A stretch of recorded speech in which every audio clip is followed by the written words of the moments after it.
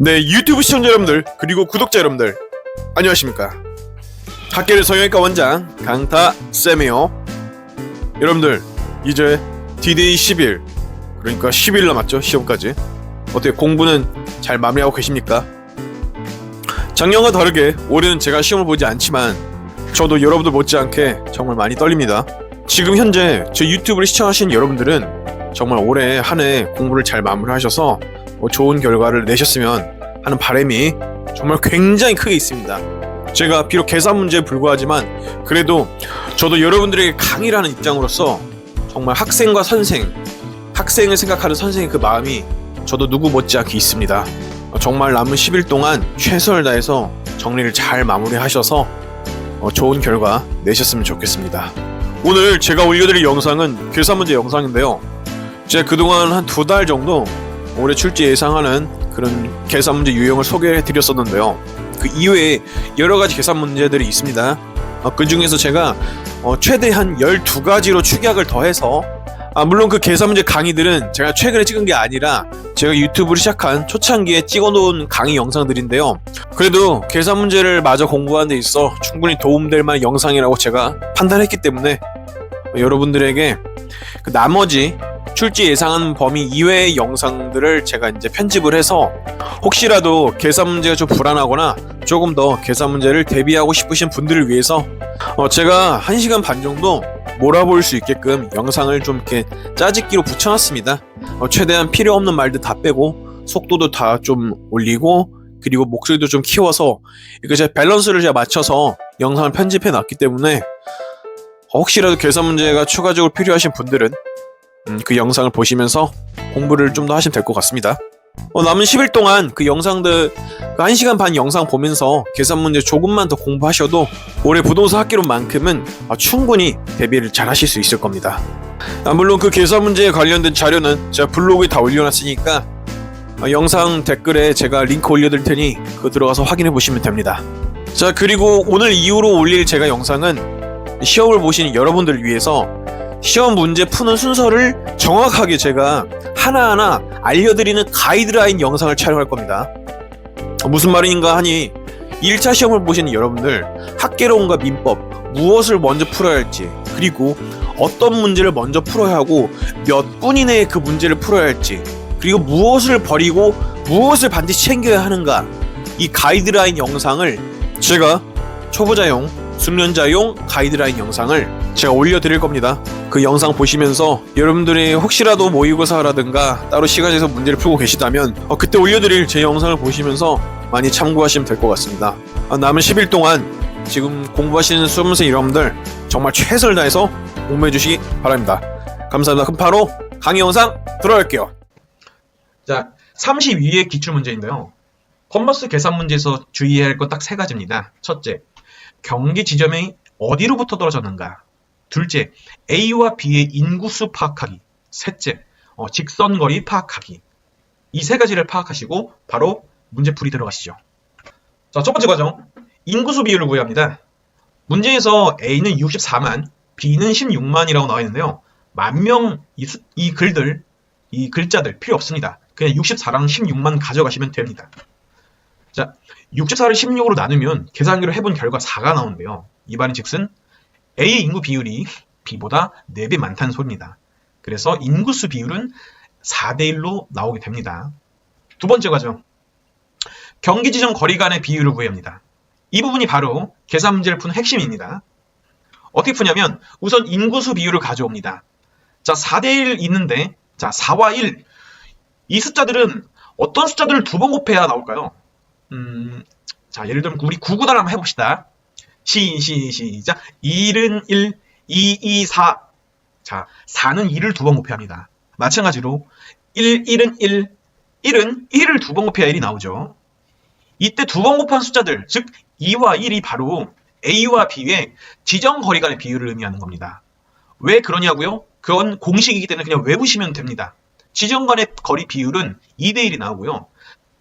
반대로 생각해보면 지점거리 간의 비율 숫자들을 2번씩 곱하면 인구수 비율이 나옵니다. 즉 지점 간의 비율이 2대1이 나왔으면 2을 2번 곱했을 때 4가 나오고 1을 2번 곱하니 1이 나오는 겁니다. 이렇게 서로 역순환되어 있는 상황인데요. 자, 지정거리 간의 비율을 구했다면 바로 세 번째 단계로 주어진 직선거리를 경계지점 간 거리 간 비율로 분배를 해야 합니다. 자, 문제에서는 직선거리가 30으로 나와 있으니 이 30을 분배해야 하고요. 2대1 비율로 분배하는 방법은 다음과 같습니다. 자, 30을 2와 1을 더한 3으로 나눠줍니다. 그럼 10이 나오는데요. A에는 10에다 2를 곱하고 B에는 10에다 2를 곱합니다. 그러면 A는 20, B는 10의 답이 나오는데요. 문제에서는 A시를 요구하고 있기 때문에 답은 20이 나옵니다. 바로 다음 문제를 보시면 이거 작년에 나온 문제입니다. 저 작년에 이 문제 풀었을 때 너무 반가웠습니다. 너무 놀랍기도 하고. 왜냐면 지금 보시면은 자, 인구수 나와 있고 직선거리 숫자 나와 있는데 물론 32회와 비교하면 다 다르지만 비율은 놀랍게도 똑같습니다. 자, 보시면 인구수 비율이 자, 84대 21, 84를 21로 나누면 4가 나옵니다. 즉 여기서도 인구수 비율이 A 대 B는 4대 1로 똑같습니다. 그러면 경기지점 거리 간 비율도 4는 2를 두 번 곱하고 1은 1을 두 번 곱하기 때문에 지점 간의 거리 비율은 2대 1로 여기도 똑같습니다. 그래서 여기 문제 제시된 45를 마찬가지로 2대 1로 분배만 해주시면 되는 겁니다. 분배하는 자 경계지점 거리 간 비율로 분배하는 법은 제가 밑에 3번 단계에 적어드렸고요. 그래서 결국 이 문제에서는 A씨를 똑같이 요구하고 있기 때문에 정답은 30이 됩니다. 자, 이게 참 컨버스 계산 문제는 늘 이런 식이기 때문에 여러분들 그냥 이거 구한 순서만 그냥 머릿속에 외워두시면 30초도 안 걸려서 다 푸실 수 있습니다. 그러니까 반드시 꼭 연습을 하셔서 이런 문제는 좀 주워가시길 바랍니다. 부탁드립니다. 허프 계산 문제는 총 5가지의 공식으로 이루어져 있습니다. 여러분들이 그 공식을 잘만 따라오시면 무난하게 누구나 다 푸실 수 있으니까 오늘 한번 집중해 주시길 바라요. 자, 첫 번째, 전체 추정액을 파악합니다. 전체 추정액은 주민의 숫자랑 소비액을 곱하면 됩니다. 그런데 지금 보시면 숫자가 너무 크기 때문에 간단하게 우리는 해줘야 합니다. 전체 매출액은 자, 4 곱하기 35 그래서 140이 나오게 됩니다. 이게 첫 번째. 두 번째는 거리를 먼저 파악하고요. 각각. 그 다음에 마찰 개수를 파악해야 합니다. 자, 거리는 마찰 개수 숫자만큼 중복해서 곱해줘야 합니다. 허프 계산 문제에서는. 따라서 두 번째. A는 5 곱하기 5, 25. B는 10 곱하기 10, 100. C는 15 곱하기 15 해서 225가 나옵니다. 이게 두 번째. 자, 세 번째. 면적을 먼저 파악하고요. 500, 300, 450. 이 면적을 방금 위에서 거리를 두 번 곱한 값으로 나눠줘야 합니다. 이게 세 번째 단계. 그래서 A는 500 나누기 25, B는 300 나누기 100,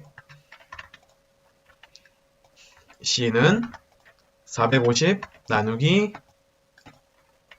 225. 그래서 나누기를 하시면 A는 20, B는 3, C는 2가 나오죠. 이 값들을 이제부터 여러분과 저는 포라고 칭할 겁니다. 포라고 정합니다. 포라고 정하는 이유는 허프 계산 문제에서는 할인점이나 점포라는 말이 많이 나오는데 그 점포의 포를 따라왔습니다. 제가 이 값을 특정하는 말이 딱히 없기 때문에 우리끼리 임의로 정하기로 했습니다. 이렇게 포를 구하시고 자, 네 번째는 이제 문제에서 요구하는 바를 파악해야 합니다.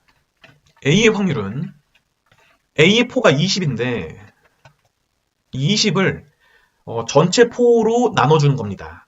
전체 포는 이들을 다 더한 값인데요. 즉 20을 자 20 더하기 3 더하기 2로 나눠줍니다. 이 값은 20 나누기 25가 되므로 따라서 0.8이 나옵니다. 이 0.8이 A의 확률이 되겠네요. 그렇죠? 자, 문제에서 보기를 보면 0.8은 다른 말로 80%이기 때문에 자, 1번과 2번을 체크를 해 주시고요. 그 다음에 또 문제에서 요구하는 게 A의 월 추정액을 구하는 겁니다. 이 A의 추정액은 전체 추정액인 140에서 A의 확률만 곱하면 됩니다. 그래서 마지막 단계 140 곱하기 0.8 하시면 112가 나와서 최종적으로 우리가 구하고자 하는 금액이 나오게 됩니다. 이 11억 2천이 나오게 되겠죠. 그렇죠? 자, 다시. 자, 첫째, 전체 추정액 구하기. 둘째, 거리들을 각각 마찰 개수 숫자만큼 반복해서 곱하기. 셋째, 면적을 거리를 2번 곱한 값으로 나눠주기. 우리가 포라고 하기로 했죠. 네 번째, 문제에서 요구하는 확률을 구하기. 다섯 번째, 문제에서 요구하는 최종 값을 구하기. 딱 이 5개의 단계로만 하시면 허프 문제는 다 풀 수 있습니다. 똑같이 다음 문제도 한번 풀어볼게요. 자, 그림이 나왔기 때문에 여러분들 당황할 수 있어요. 그러나 전혀 당황할 게 없다.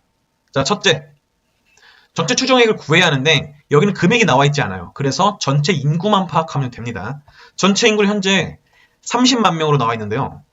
제가 이 만 명이라는 단어 지우라고 했죠. 자, 이거 지우시고 30 이렇게 끝낼 게 아니라 문제에서는 지금 인구의 60%가 할인점을 이용한다고 나와 있습니다. 그렇기 때문에 이 30에다가 60%를 곱해야 합니다. 이거를 까먹으시면 안 돼요. 이거 까먹으시면 문제 못 풉니다. 자, 30 곱하기 0.6 그래서 18이 나오게 됩니다. 자, 두 번째, 먼저 거리를 파악하시고 A는 10, B는 20 그리고 마찰 개수도 파악하시고 마찰 개수는 2가 나왔죠. 그렇죠? 자, A는 10을 2번 곱하고 B는 20을 2번 곱한다. 100과 400이 두 번째 구해야 할 값들. 자, 세 번째, 면적을 파악하시고 A는 5천, B는 2만. 이 면적들을 2번에서 구한 값으로 나눠주는 겁니다. 그래서 A는 자 5천 나누기 자 100, B는 2만 나누기 400. 그래서 계산하면 A는 50, B도 50이 나오네요. 계산하면 50 나옵니다. 이렇게 우리가 아까 정한 포를 구하시고 자, 그 다음에 문제에서 요구하는 바를 파악하는 겁니다. 자, 문제에서는 B의 이용 객수를 구하는데 먼저 B의 확률을 그럼 구해야 합니다. B의 확률은 여기서도 B의 포가 50이기 때문에 50을 먼저 쓰시고 이 50을 전체 포들을 더한 숫자로 나눠주는 겁니다. 여기서 52개를 더하기 때문에 100이 될 것이고요. 자, 50을 100으로 나누면 0.5가 나옵니다. 이게 B의 확률. 자, B 확률을 구했으니까 마지막으로 이제 문제에서 요구하는 바 B 이용 객수는 전체 이용 객수 18에서 0.5를 곱해줘야 합니다. 따라서 18에다가 0.5를 곱하시면 자, 얼마 나올까요? 0.5는 절반이니까 18의 절반 9가 나오겠죠, 여러분들. 자, 이렇게 하시면 바로 답을 구할 수 있습니다. 똑같죠, 여러분들? 똑같이 5번의 단계를 거쳐서 답을 구했습니다. 허프는 이렇게 풀어야 하는 거예요. 이렇게 풀어야 하는 거고요. 지금 그동안 우리가 컨버스나 레일리를 배웠던 거에 비해서는 분명히 해야 할 작업이 좀 더 있는데 조금 귀찮을 뿐이지 절대로 어렵지 않다는 거. 이것 또한 반복해서 여러분들이 하시면 다 무난하게 푸실 수 있다. 그걸 제가 좀 말씀드리고 싶네요. 여긴 제가 이제 공식을 적어놨습니다. 좀 보시면 자, 마음을 차분하게 가라앉히기가 제일 중요하다고 제가 썼는데요. 왜냐면 여러분들이 허프를 보면 문제를 보고 쫄아버리는 습성들이 있기 때문에 절대 그러실 필요 없습니다. 제가 강조해드린 5번의 단계를 그대로 몇 번 따라 하시면은 누구나 다 푸실 수 있으니까 포기하지 마시기 바랍니다. 허프 문제를 보면서. 자, 숫자와 단위 간략히 하는 거 필수고요. 그리고 마찰 개수랑 거리 파악하시고 그 다음에 아까 우리끼리 정한 포 구하는 거 잊지 마시고 그 다음 실제 문제에서는 포의 확률이랑 그 포의 확률로 인한 요구하는 값을 구하는 게 이제 문제에서 요구하는 바가 될 겁니다. 이 둘이. 자, 이렇게 허프 확률은 푸시면 됩니다. 이렇게 하시면 정말 간단합니다. 자, 문제 체크. 거래사례 비교법은 5가지 요인들을 구분하셔야 돼요. 자, 첫째, 거래 사례의 가격. 둘째, 대상 토지 면적을 거래 사례 토지 면적으로 나눠주기. 셋째, 사정 보정치 파악하기. 넷째, 지가 변동률 파악하기. 마지막으로 개별 요인 파악하기. 거래 사례 가격이 지금 3억 원으로 나와 있는데 3만 챙기시면 됩니다. 상 적으시고. 둘째, 대상 토지 면적이 120이고 거래 사례 토지 면적이 100이니까 120을 100으로 나눠주면 1.2가 나오고요. 세 번째로 사정 보정치는 지금 없다라고 나와 있기 때문에 X라고 표시합니다. 네 번째, 지가 변동률. 자, 앞으로 거래 사례 비교법이나 공시지가 기준법 문제를 푸실 때 상승함 또는 열세함이라는 문구를 보실 텐데 여기서 상승함이란 100에서 더하기, 그리고 열세함이란 100%에서 빼주기를 의미하는데요. 지금 지가 변동률은 4% 상승함이기 때문에 100에서 4를 더하면 104%니까 이를 숫자로 표현하면 1.04가 되고요. 반대로 개별 요인은 열세함이기 때문에 5% 열세함이니까 100에서 5를 차감한 95%가 되고요. 이를 숫자로 적으시면 0.95가 됩니다. 이렇게 5가지 요인을 구하신 다음에 이들을 모두 곱하기를 하시면 정답이 나오고요. 제가 보여드릴게요. 자, 3 곱하기 1.2 곱하기 1.004 곱하기 0.95를 하시면 정답이 3.5568이 나오는데 지금 문제 보기를 보시면 40번에 4번에 35568이라는 숫자가 있지 않습니까? 우리는 이걸 체크를 하시고 넘어가면 됩니다. 아시겠죠? 자, 다시 첫 번째, 거래 사례 가격 파악하기. 두 번째, 대상 토지 면적을 거래 사례 토지 면적으로 나눠주기. 셋째, 사정 보정치 파악하기. 넷째, 지가 변동률. 다섯 번째, 개별 요인까지 파악하시면 깔끔하게 문제가 풀리니까 자, 다음 영상에서 두 번째 문제 바로 보러 가시죠. 네, 두 번째 문제 바로 들어갈게요. 자, 문제 체크. 그리고 5가지 요인 다시 한번 파악하기. 첫째, 거래 가격 파악하기. 여기서 8억인데 8만 쓰시면 되고요. 자, 첫 번째 8. 두 번째, 자, 대상 토지 면적을 거래 사례 토지로 나눠주기. 150을 200으로 나눠주시면 자, 0.75가 나오게 되고요. 계산기 하시면 돼요. 자, 세 번째, 이 문제에서 사정 보정치가 주어져 있거든요. 0.9로 그냥 그대로 쓰시면 되고 0.9. 네 번째, 자, 이게 좀 중요한데 지가 변동률이 지금 주거지역과 상업지역이 있거든요. 근데 거래 사례를 보시면 지금 주거지역으로 나와 있기 때문에 우리는 반드시 주거지역으로 보셔야 합니다. 여러분들 아시겠죠? 그래서 주거지역은 5% 상승이라고 나와 있기 때문에 그래서 100에서 5를 더한 105%, 즉 1.05를 쓰시면 되겠고요. 마지막으로 개별 요인은 아까 마찬가지로 5% 열세니까 95%, 즉 0.95를 적으시면 되겠네요. 이렇게 요인들을 다 구하시고 나서 마지막으로 곱하시면 답이 나오게 됩니다.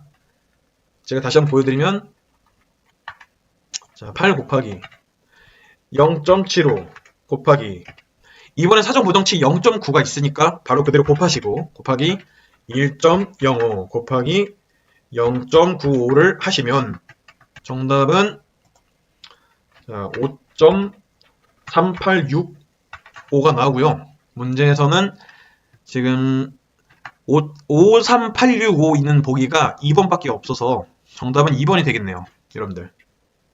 거래 가격 파악하기. 자, 대상 토지 면적에서 거래 사례 토지를 나눠주기. 그 다음에 사정 보정치 파악하기. 지가 변동률과 개별 요인까지 파악을 하신 후에 모두 쫙 한 줄로 나열해서 곱하시면 됩니다. 아시겠죠? 자, 공식을 제가 적어놨거든요. 자, 다시 가격, 그리고 대상 면적을 거래 면적으로 나눠주기. 사정 보정치, 지가 변동률과 개별 요인 파악해서 이들을 모두 쫙 곱하시면은 되는 겁니다. 여러분들 아시겠죠? 보시면 문제가 굉장히 긴데 전혀 신경 쓸 필요 없습니다. 제가 알려드린 공식 그 순서 그대로 그냥 푸시면 됩니다. 자, 먼저 문제에서 요구한 바를 체크. 첫 번째, 기본 임대료 파악하기. 두 번째, 예상 매출액에서 손익 매출액 빼주기. 이게 두 번째. 세 번째, 두 번째에서 구한 값에다가 임대료율을 곱해주기. 이게 세 번째. 마지막으로 기본 임대료에 세 번째로 구한 값을 더해주면 연 임대료가 나옵니다. 자, 제가 직접 한번 보여드릴게요. 기본 임대료 면적당 6만원이라고 나와 있는데 여기서 6 체크합니다. 첫째 6. 두 번째, 자, 예상 매출액이 20으로 나와 있네요. 20 적으시고, 자, 손익 매출액은 5천만원이라고 나와 있는데 지금 우린 면적당 값을 계산하고 있기 때문에, 자, 손익 매출액은 분양 면적 500으로 나눠 주셔야 면적당 손익 매출액이 나옵니다. 그래서 나누기 500을 해주시면 손익 매출액의 면적당 값은 10이 나옵니다. 따라서 이걸 계산해 주시면 10이 나오고요. 자, 세 번째, 위에서 구한 10에다가 임대료율을 곱합니다. 임대료율 10%. 그래서 이거를 계산을 해 주시면 1이 나오고요. 자, 네 번째, 자, 기본 임대료와 세 번째로 구한 값을 더해 주신 다음에 이러면 7이 나오는데 여기서 끝이 아니에요. 여기서. 왜냐면은 이 7은 분양 면적당 연 임대료거든요. 즉, 전체 연 임대료는 분양 면적 500을 곱해 주셔야 합니다. 그래야 전체 연 임대료가 나옵니다. 따라서 이 7에다가 7 곱하기 500을 해주시면 최종 값인 3,500이 나옵니다. 이렇게. 자, 다시 기본 임대료 파악하기 대신 분양 면적당, 자, 예상 매출액에서 손익 매출액 빼주기. 이것도 분양 면적당. 그 다음에 두 번째로 구한 값에다가 연 임대료 곱해주기. 이게 세 번째 단계. 마지막으로 기본 임대료에서 이 둘을 더하신 다음에 마지막에 전체 분양 면적을 곱하시면 우리가 원하는 값을 구할 수 있다. 이렇게 총 4단계로 여러분들이 푸시면 되고요. 바로 다음 문제에서 똑같은 순서 그대로 풀이를 보여드릴 거니까 여러분들 쭉 따라오셔야 합니다. 문제가 굉장히 길지만 이번에도 걱정하지 말라. 먼저 문제에서 요구한 바를 체크. 이번에는 손익분기점 매출액을 묻고 있네요. 먼저 기본 임대료 파악하기. 기본 임대료가 5만원이라고 나와 있네요. 5만원 적으시고, 두 번째, 예상 매출액은 문제에서 현재 나와 있지 않지만 여기를 보시면 매출액이라고 나와 있는데요. 이 임대료 계산 문제에서는 앞으로 우리는 손익분기점 매출액을 제외한 다른 모든 매출액은 예상 매출액으로 보시면 됩니다. 그래서 얘를 예상 매출액으로 보시고 얘는 30이라고 나와 있으니 30 적어주시고, 여기서 손익 매출액을 빼셔야 하는데 문제에선 그걸 묻고 있으니 일단 골뱅이로 표시해 두시면 됩니다. 이게 두 번째. 자, 세 번째, 위에서 구한 값에 임대료율을 곱하셔야겠죠. 자, 임대료율 여기선 5%라고 나와 있네요. 따라서 여기다가 빼기 골뱅이에다가 5% 곱하기. 이게 세 번째. 기본 임대료에 이 3번 값을 더해야 연 임대료의 값이 나오는데 먼저 해보시면 네 번째 5 더하기 이거 그대로 쓰시면 30 마이너스 골뱅이 곱하기 5%. 이게 5,500이 나오는 게 아니라 이 5,500을 분양 면적으로 나눠 주셔야 면적당 연 임대료 값이 나오기 때문에, 자, 5,500 나누기 1000을 해보시면 5.5가 나옵니다. 이렇게까지. 이렇게 총 4가지 단계로 일단 꾸려 놓으시고요. 이 여기 있는 값을 구해야 하니까 일단 얘는 0.5가 될 것입니다. 0.5. 그 이유는 5에서 0.5를 더해야 5.5가 되니까. 그래서 그런 거예요. 여기까지 보고 우리가 이 과정을 또 계산을 하셔야 하기 때문에 복잡하다고 생각이 드실 수 있어요. 실제로 이때 나온 이 계산 문제는 나름대로 좀 어렵게 나온 문제라서 이 임대료 계산 문제가 익숙치 않으신 분들은 많이 당황하시고 많이 틀린 걸로 기억을 해요. 그러나 여기 이 부분, 즉 손익분기점 매출액 면적당 값을 구하실 줄만 알면은 충분히 차분하게 푸실 수 있다는 거 제가 지금 보여드릴게요. 그대로 적으세요. 30 마이너스 골뱅이 여기다가 곱하기 5% 0.5가 될 것이고 30 마이너스 골뱅이는 이 5%는 반대로 넘어가시면 나누기 5%가 됩니다. 0.5 나누기 5%를 하시면 돼요. 그대로 하시게 되면 이 값이 결국 10이 나오게 됩니다. 10. 30 마이너스 골뱅이는 10이 나오게 되는데 그럼 30에서 뭘 빼야 10이 될까요? 당연히 20이 나와야겠죠. 골뱅이는 20. 골뱅이는 20이다. 자, 우리는 지금 그래서 손익분기점 매출액의 면적당 값을 구한 거예요. 계속해서 마지막에 여기다가 분양 면적 1,000을 곱하시면 우리가 원하는 값이 나오겠네요. 2만이 나오지만 숫자 2가 있는 보기에서 5번 이 2억을 고르시면 답이 나올 거예요. 일반적인 문제는 이렇게 1번, 2번, 3번, 4번 단계까지만 하시면 되는데 여기는 조금 더 고민을 하게끔 나온 문제라서 여러분들이 더 연습을 많이 하셔야 돼요. 이 과정까지 여러분들이 생각을 하셔야 하거든요. 그러니까 꼭 연습을 많이 하시고 공식도 제가 적어놨어요. 자, 그래서 기본 임대료 첫 번째로 파악하기, 두 번째는 예상 매출액에서 손익 매출액을 빼주시고 세 번째로는 그 값에다가 임대료율을 곱하신 다음에 그래서 임대료율을 곱한 값에 기본 임대료를 더하시면은 연 임대료의 면적당 값이 나오니 최종적으로 분양 면적까지 곱하시면 우리가 원하는 값이 나온다. 이렇게 생각하시면 돼요. 정보가치 계산 문제는 딱 10초 만에 풀 수 있어요.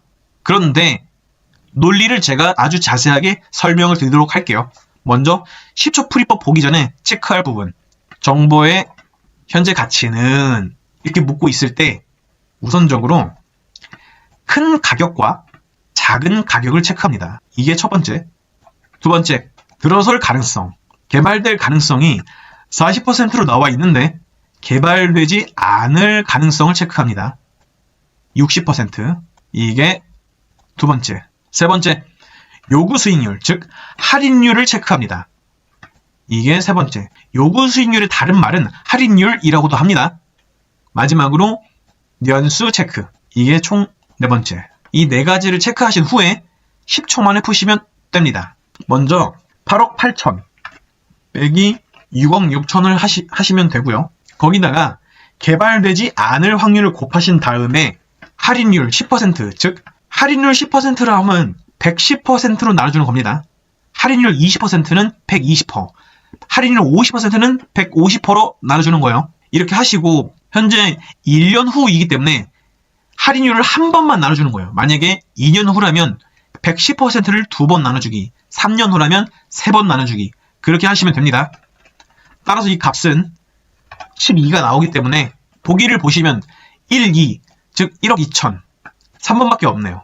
이렇게 푸는 겁니다. 좀 어안이 벙벙하시죠? 이게 왜 이렇게 하는 거지? 싶을 건데 제가 한번 지금부터 천천히 아주 차분하게 논리적으로 풀어드릴게요. 문제에서 정보의 현재 가치라고 나와 있는데 이 말의 뜻은 우리가 어떤 부동산에 대한 개발 호재를 들었을 때 투자할 수 있지 않습니까? 그래서 여러분들이 만약에 개발 호재를 듣고 투자를 하게 됐을 때 얻게 되는 최종적인 현재 가치를 말하는 건데요. 그런데 문제가 뭐냐면 개발이 안 될 수도 있지 않습니까? 그 모든 걸 고려해서 최종적으로 얻게 되는 이익, 그것을 의미하는 거예요. 문제를 보시면 지금 개발이 만약에 된다면 8억 8천, 개발이 안 된다면 6억 6천 그대로 있는 건데 먼저 8억 8천에서 6억 6천을 빼줍니다. 그럼 2억 2천이 나오는데 이게 개발이 됐을 때 여러분들이 얻게 되는 이익을 의미하고요. 개발이 안 될 가능성이 60%가 있으니까 2억 2천에다가 60%를 곱하는 겁니다. 개발이 안 돼도 여러분들은 이익을 얻을 수 있다는 거예요. 그래서 이걸 계산하시면 13.2가 나오고요. 이 13.2를 이게 현재로부터 1년 후에 여러분들이 얻게 되는 이익이기 때문에 현재 가치로 할인을 해줘야 돼요. 따라서 이 13.2를 현재 가치인 10%, 즉 110%로 할인을 해주시면 12가 나오게 됩니다. 왜 110으로 나눠주냐? 왜 10%를 안 나눠주냐? 궁금해 하시는 분들이 있을 텐데 제가 딱 정해드릴게요. 할인이라 함은 예를 들어 10% 할인이다. 그러면 110%로 나눠주기. 20% 할인이다. 그럼 120으로, 50%는 150으로 이렇게 나눠주는 거예요. 왜 그렇게 나눠주냐고 수학적인 논리를 물으시면 시간이 너무 오래 걸리기 때문에 그냥 그렇게 외우시는 걸 추천합니다, 여러분들. 자, 이 논리에 의해서 이 10초 풀이법이 나온 거니까 바로 다음 영상에서 바로 다음 문제에서 그대로 적용해서 제가 풀어놓은 걸 보여드릴게요. 그러니까 여러분들 오늘 이거 문제 푸는 거 정말 간단하니까 끝까지 집중해서 잘 따라오세요. 자, 문제에서 말하는 바 체크. 똑같은 순서 갑시다. 첫 번째, 큰 가격과 작은 가격 체크. 두 번째, 개발이 안 될 가능성 체크. 여기서 될 가능성이 60이니까 안 될 가능성은 40%가 되겠죠. 세 번째, 할인율 체크. 할인율은 10%. 네 번째, 연수 체크. 하신 다음에 바로 적으세요. 14억 3천과 8억 8천은 너무 크니까 143 마이너스 88로 하시면 되겠네요. 그리고 개발이 안 될 가능성 40%를 곱하시고 할인율이 10%이니 110%로 나누되 연수는 1년이니까 한 번만 나눠주면 되겠네요. 그래서 이걸 계산하시면 20이 나옵니다. 풀이 과정을 보여드리면 143 마이너스 88은 55가 되고 여기다가 40%를 곱하셔야 하는데 0.4를 곱하지 마세요. 실제로 시험장에서 소수를 곱하시다가 실수를 하셔서 틀리신 분이 굉장히 많아요. 그냥 안전하게 계산기에 퍼센트지가 나와 있으니까 55 곱하기 40% 그대로 하시기 바랍니다. 이걸 하시면 22가 나오기 때문에 이 마지막에 22를 110%로 나눠주시면 이것도 계산기로 110% 그대로 나눠주시고요. 이걸 하시면 최종적으로 20이 나오게 됩니다. 너무너무 간단하죠? 연습을 딱 3문제만 이 방식 그대로 연습을 해보시면 누구나 다 10초 만에 풀 수 있습니다. 반드시 연습을 하세요. 자, 공식 큰 가격에서 작은 가격 빼주기. 두 번째, 거기다가 개발이 안 될 가능성 확률을 곱해주시고 마지막으로 할인율로 나눠주신 다음에 그 다음에 주어진 연수만큼 반복적으로 나눠주시면 됩니다. 자기 자본 수익률은 구하는 공식이 있습니다. 먼저 순영업소득을 구하신 다음에 가격에다가 상승률 곱하는 값을 더하시고 그리고 이자를 차감하신 다음 마지막으로 자기 자본으로 나눠주면 됩니다. 문제에서 기억을 보시면 타인 자본을 이용하지 않습니다. 따라서 순영업소득 3천만 원을 적는데 3으로 적습니다. 왜냐면 3천만 원 너무 크니까. 즉 1,000만 원당 1로 분단 소리입니다. 저는 더하기 부동산 가격이 10억이라 나와 있으나 100으로 적습니다. 왜냐면 10억은 1,000만 원의 100배니까. 곱하기 2% 상승률 2%. 이자는 없기 때문에 차감하지 않습니다. 타인 자본을 이용하지 않으니까. 마무리로 100으로 나눠줍니다. 즉 10억으로 나눠주는 건데 그 이유는 타인의 자본 없이 자기의 순수한 자본 10억으로 투자한 거기 때문에 10억 그대로 나눠주는 겁니다. 따라서 이걸 계산하시면 3 더하기 2 나누기 100이 돼서 5 나누기 100이기 때문에 5%가 됩니다. 기억의 정답은 5%. 여기 적으시고 니은도 봅시다. 니은은 타인 자본을 이용합니다. 따라서 그대로 순영업소득에다가 가격에다가 상승률 곱한 값을 더하신 다음에 이자가 나오는데 문제 타인 자본은 50%를 이용합니다. 여기서 50%라 하면 부동산 가격의 50%를 말하는 겁니다. 따라서 10억에다가 50% 하면 5억이 되니까 50을 적습니다. 여기다 이자율 4%를 곱합니다. 이걸 계산하시면 3 더하기 2 빼기 2가 됩니다. 50 곱하기 4%는 2가 됩니다. 계산기를 해보시면 돼요. 따라서 3이 나오는데 여기서 끝이 아니라 이 3을 50으로 나눠줍니다. 왜냐하면 자기 자본은 5억이 되기 때문에 문제에서 보시면 50%가 타인 자본이라 나와있기 때문에 즉 순수한 자기 자본은 니은에서 5억이 되는 겁니다. 따라서 이거 계산하시면 6%가 돼요. 니은 6%. 따라서 정답은 3번이 되겠네요. 3번. 이렇게 푸시는 겁니다. 즉 두 번째 문제에서 똑같은 풀이 그대로 보여드릴 거니까 잘 따라오시기 바랍니다. 네, 두 번째 문제 들어갑니다. 똑같이 타인 자본 활용하냐 활용하지 않느냐를 구분하는데 자기 자본 수익률 문제는 타인 자본을 활용하지 않는 경우부터 푸는 게 더 쉽습니다. 따라서 이번 문제는 니은부터 풀 겁니다. 먼저 순영업소득 700 적으시고 더하기 부동산 가격이 2만이니 2만 쓰신 다음에 상승률 3%를 곱합니다.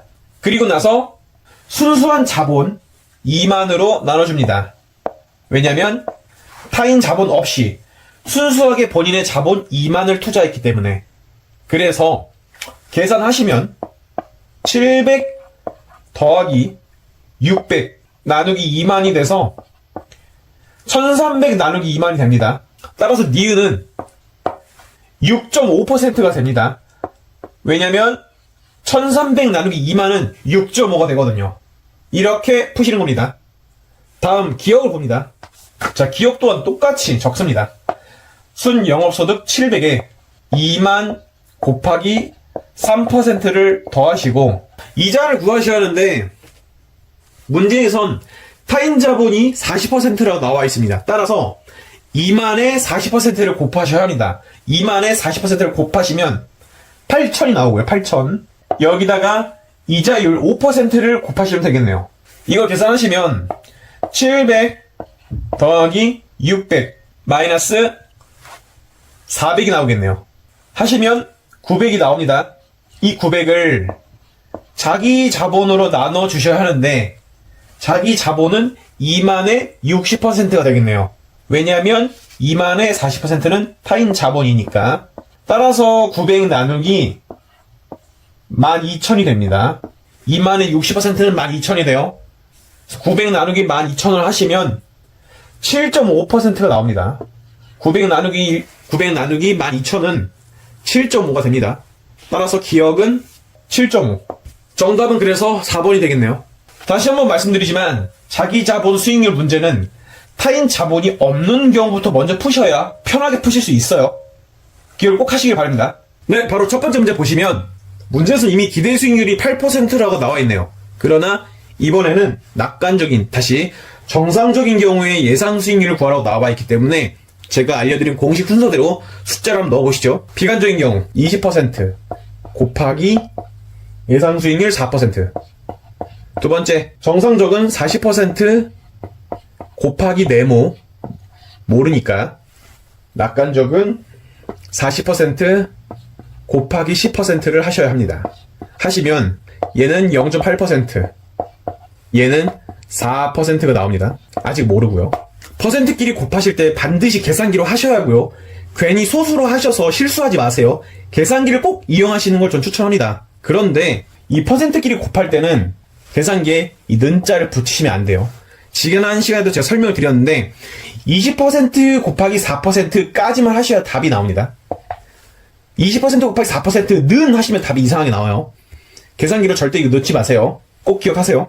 얘네를 다 더해야 기대 수익률 8%가 나옵니다.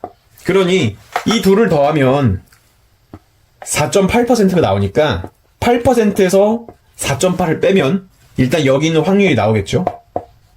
3.2%로 8 빼기 4.8은 3.2예요. 그리고 나서 최종적으로 이 3.2%를 40%로 나누시면 우리가 원하는 답을 구할 수 있습니다. 계산기로 하시면 3.2% 나누기 40%까지 하시면 8%가 나와서 문제 정답 3번을 구할 수 있겠네요. 제가 순서대로 그냥 대입했죠. 각 상황별로 확률을 제가 다 대입했고 예상 수익률을 또 다 대입을 했죠. 그리고 이 친구들 모두 더하니까 기대 수익률이 나온다는 거. 이 순서대로 그냥 하시면 됩니다. 여러분들이 이게 뭐지? 이러고 넉넉고 보지 마시고 그냥 당장 펜을 들고 A4 용지를 꺼내서 그대로 따라서 써보시면 3번만 풀어보셔도 금방 익힐 수가 있는 문제예요. 기대 수익률은. 바로 다음 두 번째 문제에서 똑같은 순서대로 제가 보여드리도록 하겠습니다. 네, 이어서 두 번째 문제 바로 들어갑니다. 문제를 보시면 첫 번째 문제에 비해서 약간의 변형이 있는데 실제로 기대 수익률 문제가 나오게 된다면 이 두 번째 문제처럼 나올 가능성이 굉장히 큽니다. 문제를 보시면 단순히 상황별 확률이랑 예상 수익률을 곱하면 좋을 텐데 그게 아니라 호황률 확률이랑 불황률 확률도 고려하라고 하네요. 그러니까 먼저 예상 수익률부터 자세히 봅시다. 상가인 경우에는 호황일 경우에 예상 수익률이 20%인 겁니다. 근데 이게 발생할 확률이 지금 보시면은 40%네요. 왜냐면 호황은 40%라고 나와 있으니까. 여기다가 더하기 불황일 경우에 예상 수익률이 10%인데 이게 발생할 확률이 60%라고 나와 있네요. 그렇죠? 이 값을 구하셔야 진정한 상가의 예상 수익률이 나옵니다. 마찬가지로 오피스텔과 아파트도 똑같이 보시면, 자, 오피스텔, 자, 호황일 경우 25% 곱하기 40%, 그리고 불황일 경우 예상 수익률이 10%인데 마찬가지로 60%. 여기까지 이해되시죠? 세 번째로 아파트. 자, 호황일 경우 예상 수익률 10%인데 곱하기 40% 더하기 불황일 경우 8%에 곱하기 60%. 이거를 계산을 하셔야 합니다. 차분하게 계산해 봅시다. 당황하지 마시고 그냥 차분하게 따라가는 거예요. 얘네 계산하시면 8%가 나옵니다. 그리고 얘도 계산하시면 6%가 나와서 둘이 더하니까 14%가 나옵니다. 두 번째, 이들을 곱하면 10%가 나오고 여긴 똑같이 6%가 나오겠네요. 그래서 10%랑 6%를 더하면 16%가 나올 것이며, 마지막으로 10%에 40%를 곱하면 4%가 나오고 8%에 6%를 곱하면 4.8%가 나옵니다. 더하면 8.8%가 나옵니다. 이렇게 이게 최종적인 예상 수익률인 겁니다. 이 과정을 여러분들이 할 수 있어야 하는데 처음 보실 땐 당연히 잘 못할 수 있습니다. 그러나 제가 아까 말씀드린 대로 3번만, 더도 말고 딱 3번만 연습해 보시면 누구나 다 아주 자연스럽게 풀 수 있습니다. 그러니까 연습을 반드시 하시기 바라고요. 자, 이제 문제에서 구하라는 거 기대 수익률을 구해야겠죠? 자, 상한결 확률을 보시면 상가는 20% 곱하기 최종 예상 수익률이 14%, 오피스텔은 30%에 곱하기 16%, 마지막으로 아파트는 50%에 곱하기 8.8%를 하시면 위에 상가 같은 경우에는 2.8%, 그리고 밑에 오피스텔은 4.8%, 마지막으로 아파트는 4.4%가 나와서 이들을 모두 더하시면 12%가 나옵니다. 정답은 2번이 되고요. 약간 복잡하게 느껴질 수 있어요. 처음에 이 문제를 푸실 때 처음 풀게 되면 5분 이상 걸릴 겁니다. 처음 푸실 때. 근데 두 번째로 풀면은 3분 이내에 풀 수 있고요. 한 번 더 풀어보시면 1분 30초에서 2분 이내에 풀 수 있습니다. 굉장히 복잡한 문제처럼 보이지만 정해져 있는 공식 순서 그대로만 하시면은 여러분들이 2분 이내에 모두가 다 풀 수 있습니다. 앞으로는 계산 문제가 물론 쉬운 것도 나오지만 우리가 잘 알던 계산 문제에서 이렇게 살짝 꼬아서 나오는 경우도 제법 있습니다. 그러니까 그런 상황을 대비해서 우리는 이런 변형된 문제도 반드시 연습을 하셔야 합니다. 네, 문제 들어가기 앞서 운영 수입 계산 문제, 다른 말로는 운영 수지, 운영 실적 등이라고 하는데 그 계산 문제의 공식을 먼저 알려드리도록 할게요. 우선 현금 흐름에서 운영 수입이라는 건 우리가 흔히 얘기하는 상가 임대 사업에서 나타나는 말이고요. 우리가 상가 임대 사업을 하게 됐을 때 발생하는 전체적인 소득을 가능 총소득이라고 합니다. 그런데 상가 임대를 내놓으면 분명히 공실이 발생하곤 합니다. 그래서 그 공실에 대한 손해를 우리가 차감해 줘야 하는데 그걸 차감을 해주면 유효한 총소득이 나오게 되는 거고요. 이 유효한 총소득에서 우리가 상가 임대를 하다 보면 여러 가지 경비들이 발생하게 됩니다. 예를 들면 관리비라든가 아니면 운영 경비 이런 것도 있지 않습니까? 그런 경비들을 다 빼고 나면 순수한 영업소득이 나오게 되는 거죠. 순영업소득. 그리고 여기서 이제 우리가 상가 임대를 사업을 하기 위해서 은행으로부터 대출받은 금액, 즉 그 은행 대출 금액의 원금에다가 이자까지 쳐서 같이 빼줘야 합니다. 순영업소득에서. 이 원리금을 빼주시면 세전 현금 수지, 즉 이 현금 수지란 말은 우리가 사업을 하면서 발생하는 여러 가지 비용들과 이득들을, 즉 이득에서 비용들을 차감한 최종적인 현금 흐름을 말하는 건데요. 보시다시피 세전 현금 흐름, 세금을 빼기 전이기 때문에 영업으로 인해 발생한 세금을 빼주셔야 마지막에 우리가 최종적으로 구하고자 하는 세후 현금 수지를 구할 수 있게 됩니다. 그런데 요즘에 계산 문제 추세가 이 영업소득세를 따로 구하라는 문제가 많이 나옵니다. 그래서 그 공식은 순영업소득에서 이자와 감가상각액까지 빼신 다음에 다시 순영업소득에서 이자와 감가상각액을 빼신 다음에 주어진 세율을 곱하시면 우리가 구하고자 하는 영업소득세를 구할 수 있습니다. 그래서 이 공식은 약간 앞글자를 따서 좀 기억하시는 게 좋습니다. 계산 문제뿐만이 아니라 이론 문제를 푸실 때도 그렇고요. 그래서 가유순전 후 공경원영, 제가 이렇게 표시를 해놨는데 저도 이 문제를 공부할 때 선생님한테 그렇게 배운 적이 있습니다. 굉장히 효율적이게 생각하고요. 저도 그대로 따라간 거고요. 다시 가유순전 후 공경원영 이렇게 암기를 하시면은 바로 문제를 적용하실 수 있습니다. 그리고 나서 바로 첫 번째 문제 들어갑니다. 네, 첫 번째 문제 바로 들어갑니다. 문제를 보시면 세후 현금 수지를 구하라고 나와 있네요. 여러분들 공식이 잘 모르실까봐 제가 화면 바로 밑에 공식을 띄워놨습니다. 보고 그대로 따라하시면 됩니다. 자, 첫째, 가유순전후를 먼저 적으실 것. 이렇게 쓰신 다음에 공경원영을 빼줄 겁니다. 우선 가능총소득이 4,800. 그 다음에 공실이 가능총소득의 5%라고 나와 있네요. 4,800의 5%가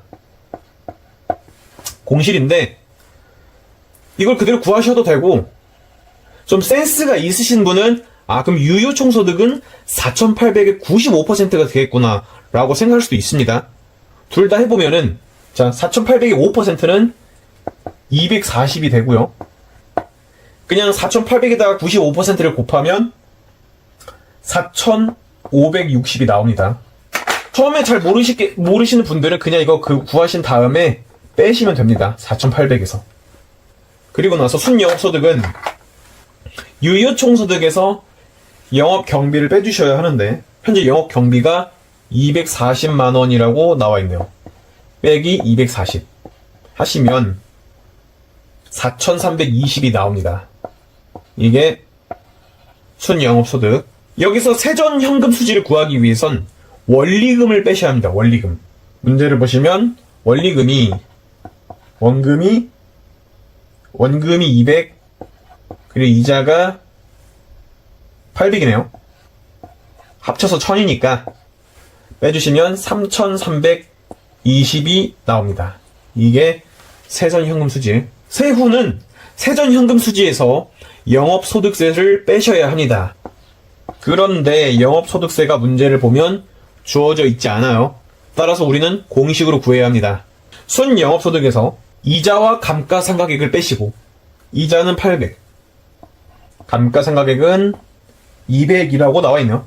여기다가 세율이 20%니까 바로 세율을 곱하시면 됩니다. 20%. 이걸 계산하시면 3,300의 20%가 영업소득세가 되는 겁니다. 이 상황과 마찬가지로 센스가 있으신 분은 바로 3,300의 2 곱하기 80%를 하셔서 2,656을 구하셔도 되고요.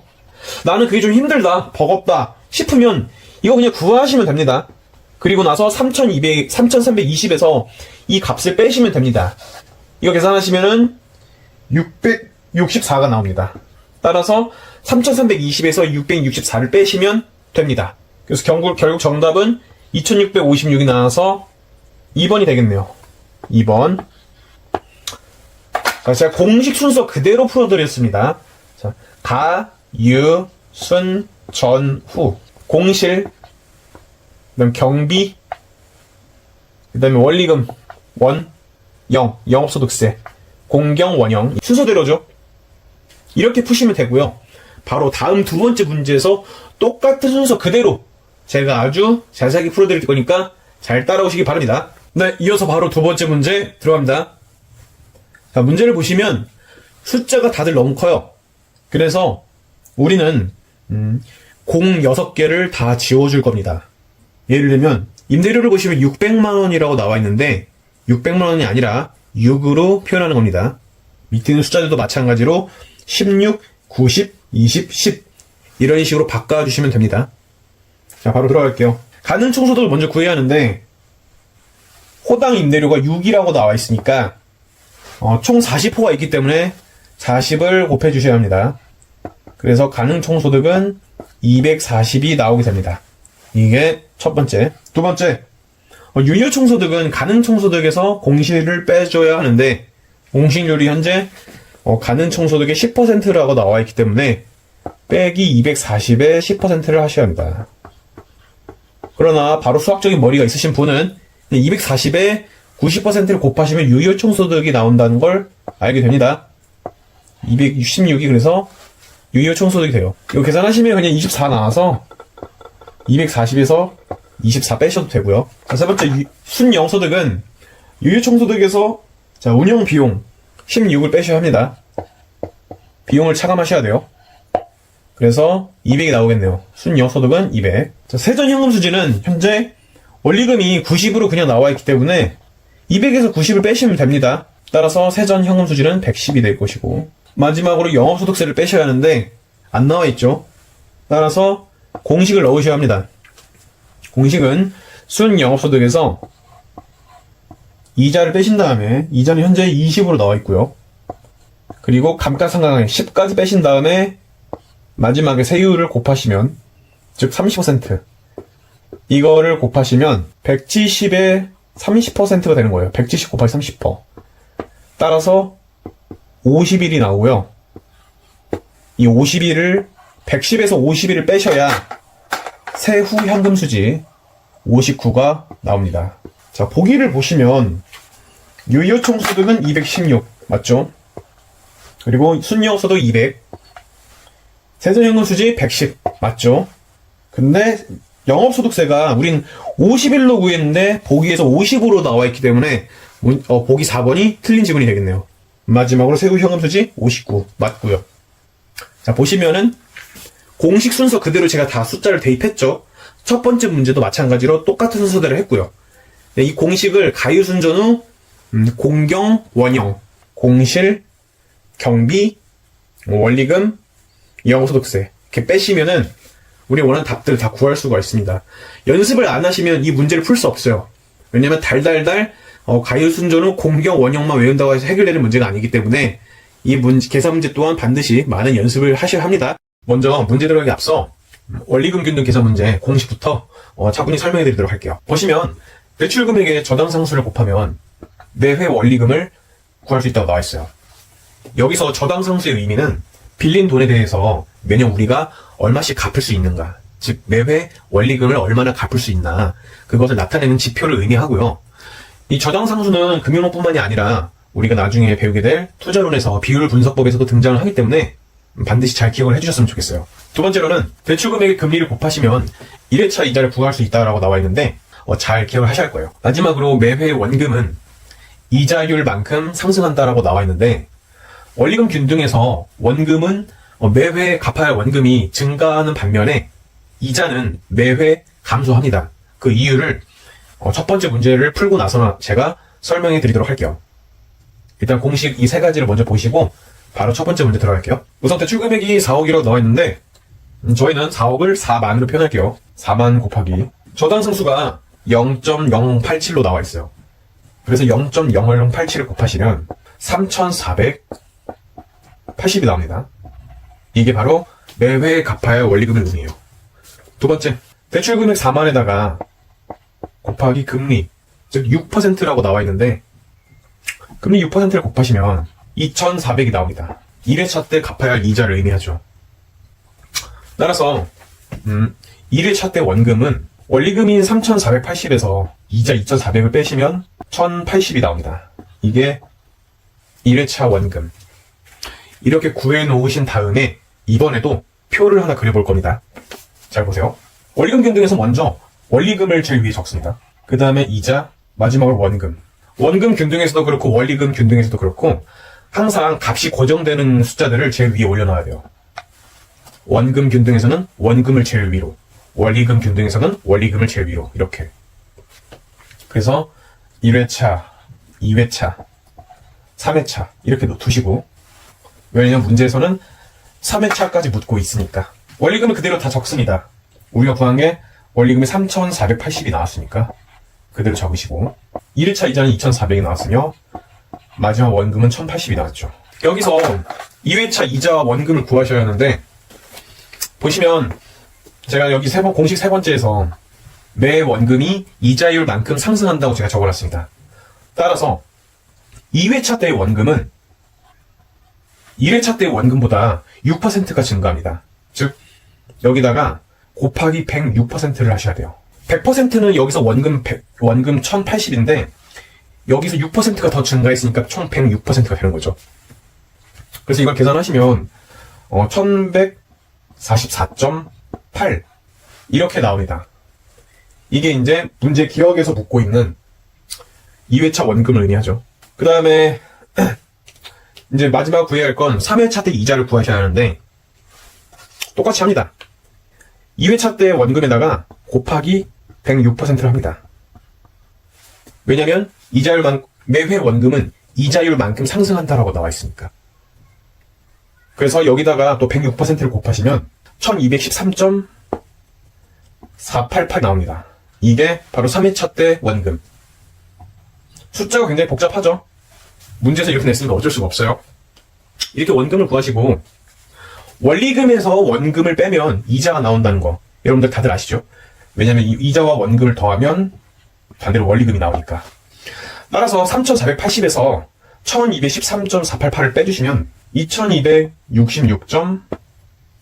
2266.512가 이자로 나옵니다. 이때의 이자로. 그래서 정답은 보기 2번이 되겠네요. 여기서 우리가 원금에다가 그 금리를 곱하는 이유는 금리라는 말 자체가 원금에다가 이자율을 곱하는 거예요. 만약에 이자에다가 이자율을 곱해버리게 되면 그건 금리가 아니라 우리가 예전에 화폐의 시간가치에서 배웠던 복리를 의미하게 돼요. 따라서 원금에다가 이자율만큼 증가하는 걸 곱하셔야 그래야 우리가 원하는 답을 구할 수가 있습니다. 자, 첫 번째 문제에서 이렇게 풀고 두 번째 문제에서도 똑같은 풀이법 그대로 보여드릴게요. 대출 금액이 4억이라고 나와 있기 때문에 똑같이 4억을 4만으로 표현합니다. 여기다가 저당 상수는 0.09라고 나와 있으니 곱하시면 3,600이 나옵니다. 이게 매회 갚아야 할 원리금. 두 번째, 대출 금액 4만에다가 금리를 곱하시라는데 금리가 현재 기억이라고 나와 있네요. 얘네가 바로 1회차 이자. 세 번째, 매회 원금을 이제 구하셔야 하는데 1회차 원금이 1,000만이라고 나와 있네요. 이 세 가지를 체크하신 다음에 바로 표로 들어갑시다. 표. 이 순서대로. 그리고 1회차, 2회차. 문제에서 2회차까지 묻고 있으니까. 원리금을 일단 3,600을 쓰시고 1회차 이자는 모르지만 현재 지금 원금이 1,000만 원이라 나와 있죠. 1,000 적으시고. 따라서 1회차 이자는 3,600에서 1,000을 빼시면 2,600이 나옵니다. 1회차 이자가 2,600인 셈이죠. 그래서 이 두 번째 공식을 보시면 대출 금액에서 금리를 곱해야 1회차 이자가 나오기 때문에 문제에서 주어지는 4만에다가 대출금이니까 곱하기 기억을 하시면 2,600이 나온다는 소리죠. 따라서 기억은 2,600을 4만으로 나눠주셔야 합니다. 계산하시면 6.5%가 나옵니다. 이게 첫 번째. 두 번째로는 이제 2회차 원리금을 다시 2회차 원금을 구하셔야 합니다. 2회차 원금은 간단합니다. 이 1회차 원금인 1,000에다가 금리가 6.5%이기 때문에 2회차에는 106.5%가 증가합니다. 왜냐면 원금은 항상 이자율만큼 증가한다고 배웠으니까. 1,000에다가 106.5%를 곱하시면 1,065가 나옵니다. 그래서 정답은 보기 4번이 되겠네요. 굉장히 간단하지 않습니까? 첫 번째 문제는 모든 조건들이 주어져 있고 공식대로 대입하면 되는 거였다면 이번에 두 번째 문제는 살짝 꼬았습니다. 이 당연시에서 주어졌던 이자율을 우리가 구해야 했고 그 이자율을 바탕으로 문제에서 요구하는 원금을 구했어야 했고요. 이 공식대로 연습을 여러분들이 많이 하시면은 이 원리금 문제 또한 누구나 다 1분 안에 다 푸실 수 있습니다. 여러분 혹시 가유순전후 공경원형이라는 안비법 기억나시나요? 우리가 14강 운영수입에서 그때 가유순전후 공경원형 이렇게 암기법을 땄었거든요. 그래서 가는 총소득에서 공실 빼면 유효총소득, 유효에서 경비 빼면 순영업, 순영업에서 원리 빼면 세전현금, 세전현금에서 영업소득세를 빼면 세후현금 수지가 된다라고 배웠었는데 우리가 오늘은 이순영업소득이 필요합니다. 이순영업소득을 이용해서 수익환원법 계산문제를 풀어야 하거든요. 바로 옆에서 수익환원법 계산문제 공식을 보여드리도록 할게요. 네, 먼저 수익환원법 공식부터 설명해 드리도록 할게요. 수익환원법은 순영업소득을 환원율로 나눠주셔야 합니다. 예를 들면 매년 순영업소득이 1억이라고 가정했을 때 그러니까 부동산이 매년 1억의 가치를 발생하는 거죠. 그렇다면 매년 10%의 수익률을 원하는 투자자들이 있을 텐데, 그러한 투자자들에게 해당 부동산은 얼마의 가치가 앞으로 있겠는가를 보는 거죠. 즉, 다시 정리해드리면, 매년 부동산이 1억 원의 가치를 창출할 때, 매년 10%의 수익률을 원하는 투자자 입장에서 앞으로 이 부동산은 최종적으로 얼마의 가치가 있겠는가를 판단하는 거죠. 그러기 위해서 사용하는 공식이 바로 이 수익 환원법을 의미하는 거예요. 그래서 이 공식대로라면 1억을 10%로 나눠주게 되면 이 부동산은 앞으로 10억의 가치가 있게 될 겁니다. 10억. 1억을 10%로 나눠준다면. 이때 환원율은 또 다른 말로는 수익률을 의미하고요. 이렇게 기억해 주신 다음에 바로 실전에서 문제 푸는 걸 제가 보여드리도록 할게요. 그럼 바로 첫 번째 문제 들어갈게요. 문제 푸는 요령은 이렇습니다. 그리고 문제에서 주어진 조건들을 그대로 적어보는 거예요. 문제에서는 가능 총소득이 지금 7천만 원이라고 나와 있기 때문에 저는 7천이라고 적을게요. 7천. 그렇다면 이제 유효 총소득을 구하기 위해선 가능 총소득에서 공시를 빼주셔야 합니다. 근데 지금 공시를 보시면 가능 총소득의 5%라고 나와 있어요. 그래서 일반적으로는 가능 총소득이 7천만 원이니 여기다가 5%를 곱한 값을 빼주셔야 하는데, 근데 다르게 생각해보면 그렇다면 이 유효 총소득은 가능 총소득의 95%가 되지 않겠습니까? 왜냐면 가능 총소득의 5%를 뺐다면 결국 95%가 남을 테니까. 따라서 이 빼기를 할 필요가 없이 바로 이 7천만 원에다가 95%를 곱해주시면 되는 거예요. 이렇게 하시면 바로 6,650이 나와서 이게 유효 총소득이 되는 거죠. 이 작업을 할 필요가 없어요. 자, 이제 순영업소득을 구하셔야 하는데, 보시면 지금 영업 경비가 유효 총소득의 40%라고 나와 있어요. 그러면 결국 여기와 마찬가지로 영업 경비를 따로 빼주실 게 아니라 이걸 하지 마시고 바로 그냥 6,650에다가 곱하기 60%를 해주시면 되는 겁니다. 이렇게. 왜냐면 6,650에 40%를 빼면 60%만 남을 테니까 그냥 그대로 이렇게 하시는 거죠. 그래서 이걸 계산하시면 3,990이 나옵니다. 3,990. 그냥 얘네 할 필요 없이 바로 그냥 곱했죠. 나머지 확률들을. 이러고 나서 이제 순영업소득을 환원율로 나눠주시면 되는 거예요. 순영업소득 지금 우리 3,990을 구했죠. 그러니까 3,990